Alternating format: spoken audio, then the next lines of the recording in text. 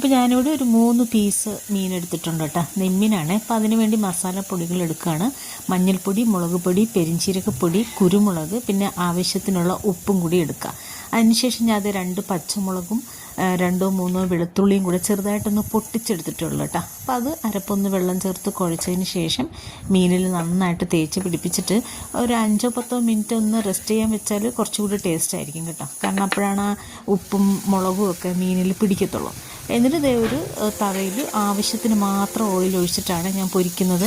ഞാൻ ഒരിക്കലും മീനായാലും ചിക്കനായിരുന്നാലും അങ്ങനെ തന്നെ എണ്ണയിൽ മുക്കി പൊരിച്ചെടുക്കാറില്ല.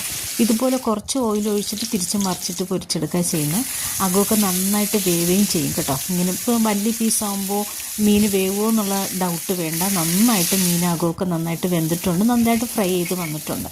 അതിനുശേഷം ഞാൻ ആ മീൻ പൊരിച്ച തവയിൽ തന്നെ സവോളയും ടൊമാറ്റോയും കൂടെ ഒന്ന് വട്ടത്തിൽ കട്ട് ചെയ്തിട്ട് അതൊന്ന് അതിലൊന്ന് മൂപ്പിച്ചിട്ട് അതിൽ വെക്കും കേട്ടോ. അങ്ങനെ കഴിക്കാൻ ഭയങ്കര ടേസ്റ്റാണ് കേട്ടോ. ആ നന്നായിട്ട് കുക്കായ ടൊമാറ്റോ മീനുമായിട്ട് ചേർത്ത് കഴിക്കാൻ ഭയങ്കര ടേസ്റ്റാണ്. അപ്പോൾ അതങ്ങനെ ഒന്ന് ട്രൈ ചെയ്ത് നോക്കണേ.